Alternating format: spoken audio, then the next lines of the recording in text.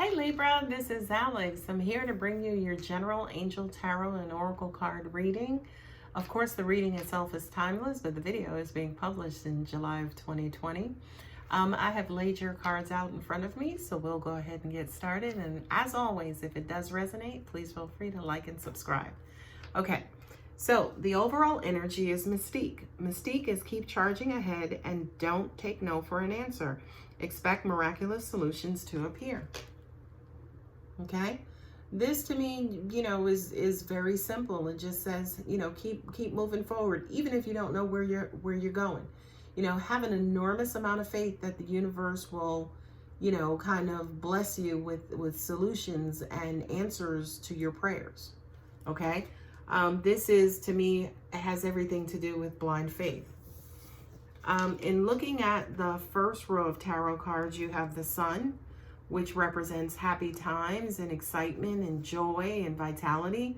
The Sun is also represented by Leo in the tarot. So for a lot of you, you could be engaging with a Leo that's a part of this happiness. There's information that's moving really quick. A lot of messages, a lot of information, a lot of communication that's coming in, right? With the Strength card, here's Leo again, right? This to me almost feels like a decision of trust, right? The lion and the princess, he has something stuck in his teeth and he's trusting her to basically not hurt him and get it out of his tooth, right? To help solve and resolve his issues.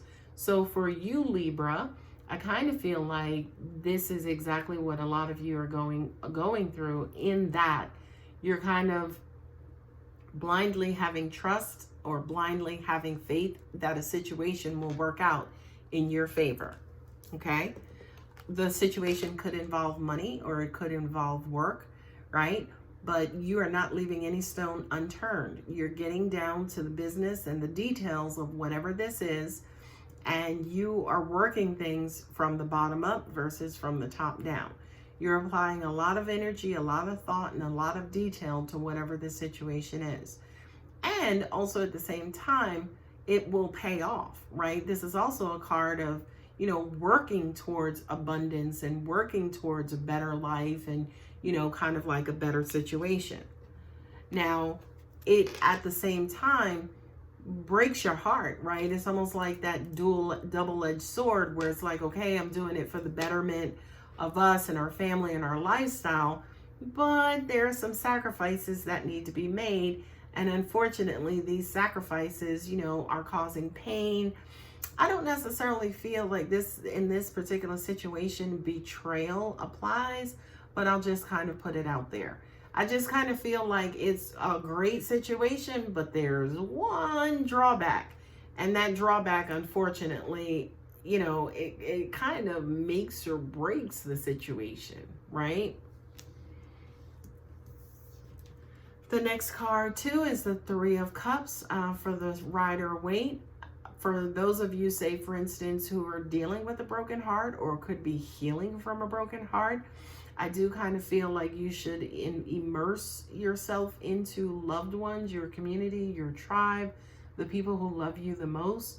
I do kind of feel like right now you are especially in need of loving support, Libra. It was hard. This could have been a legal decision. This could have been a legal fight where quote unquote judgment was issued, right? There was some sort of quote unquote official order, right? That, kind of brought you into this situation or kind of led you to have to make this decision in the first place. What I'm hearing is that it was so ordered. So for a lot of you guys, this could have been some sort of court case. Kind of left you wondering what to do, where to go, where do I go from here, right? Where do I go from here? I have a bunch of options. I know, thank God, I can move forward, but, maybe I just need some time to kind of deliberate to figure out what my next step is and what my next move is. I'm hoping that it brings me joy. I'm hoping it brings me happiness, peacefulness, and peace of mind, right? I'm doing all of this to make myself happy, to make my family happy, and to manifest happiness, right? And at the end of the day, I'm not necessarily sure what's going to happen specifically, but I'm just going to hope for the best at this time. I don't know. I mean, anything can happen. I trust God. I believe God. I have faith. Let's just see what happens. Okay. And this is also a sign of Aquarius. So, you know, it could be an Aquarius who's assisting and helping you out with this issue. The last card here that's represented is the Children card, right? So in looking at all of this, yeah, for some of you, you could have this wonderful job opportunity, but it's going to force you to be away from your kids. Maybe you have to commute to another state. It's a lot of travel.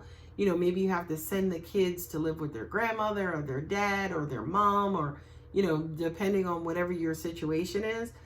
Or that the kind of quote unquote, the kids will suffer. You know, it's almost like, hey, it's a great job, but you're sacrificing time away from your kids. You know what I mean? That's where, to me, the heartbreak kind of comes in as well. Now, again, as I mentioned, especially with the King of Swords here, you know, this could be a child support case as well, where, you know, you were awarded all this money, but now you have 50-50 custody, which, you know, it loosens your custody. You could have had full custody and you went to 50-50. And that, again, is bringing you strife and breaking your heart. Okay. Now, reading these by placement, yeah, I do believe that, you know, this started out great and wonderful and everybody was happy and, you know, life was good. You know what I mean? This could be pre-pandemic, right? Life was good.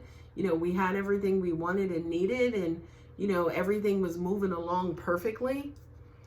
And then we got like this split-second decision that just, you know, kind of left us in limbo. We didn't know necessarily what to do. You know, the decision and information came along so quick and it was final, right? It helped clarify and it helped, you know, kind of figure out, you know, what should be done, right? But it happened so quick that it kind of sent us all, you know, in a tizzy.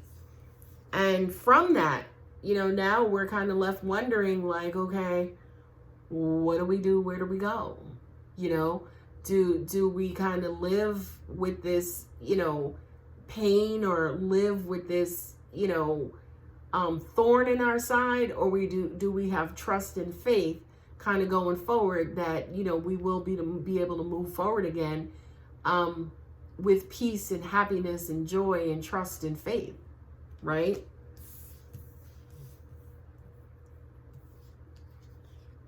We know we need to continue to work hard to build our happiness. You know, let's just take the money that we have and let's, you know, kind of invest it in our family and everything that makes our family happy, great, and wonderful, right? Yeah, if the kids have to be with their dad, you know, they may love it. They may absolutely love it, right? And, you know, as long as now, say, for instance, that, you know, he's giving me the right amount or she's giving me the right amount in child support, that'll make me happy. That'll help me to care for them a lot better, right? It's unfortunate that we had to be in this position, right? It's a shitty position to be in, and I wouldn't wish this on anybody. But you know what? Maybe it was for the best. Maybe it had to happen this way. Maybe this was God's order. Maybe God had planned it to go this way versus us getting what we wanted. Maybe at the end result was so the kids got what they wanted. So the children were happy and cared for and nurtured by both parents. The kid's view of the parent could be different from the parent's view of the other parent, right? And if their view is loving and warm and good and positive, that's all that matters. Even if one parent hated the other parent or one parent disagreed with the other parent, it's all what's best for the kids, okay? All right, my lovely Libra, I hope that helps. If it does resonate, you know what to do. Love you guys.